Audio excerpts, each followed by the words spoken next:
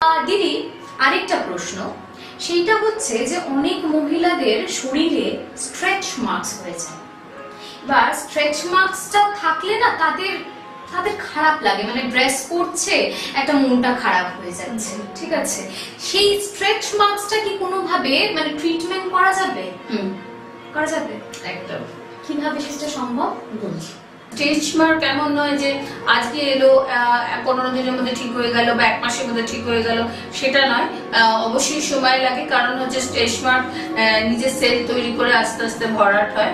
আর তার জন্য আমরা যে ট্রিটমেন্টটা করি সময় সাপেক্ষ, কারণ একটা আমরা বারবারই বলি, অনেকে বলে 1 মাসের মধ্যে ঠিক হয়ে যাবে, তো 2 মাসের মধ্যে ঠিক হয়ে যাবে, তো কখনোই না। স্ট্রেচ মার্ক একটু ডিপ থাকে, তো ন্যাচারালি তার সেশন লাগে, সেটা 7টা 8টা 10টা 12টা এরকম সেশন লাগে। তো না দেখে আমরা বলতে পারবো না কটা সেশন লাগবে।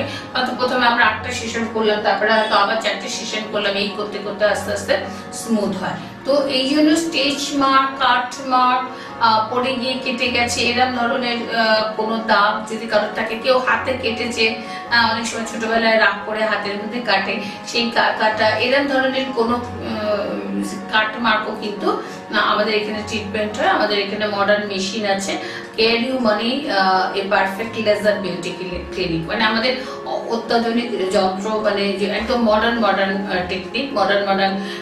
টেকনিকে আমাদের কিন্তু ট্রিটমেন্ট হয় সব রকম, মানে মাথার চুল থেকে পায়ের নখ পর্যন্ত যা যা প্রবলেম, সব প্রবলেম নিয়ে আপনারা শেয়ার করতে পারেন কেয়ারিংতে।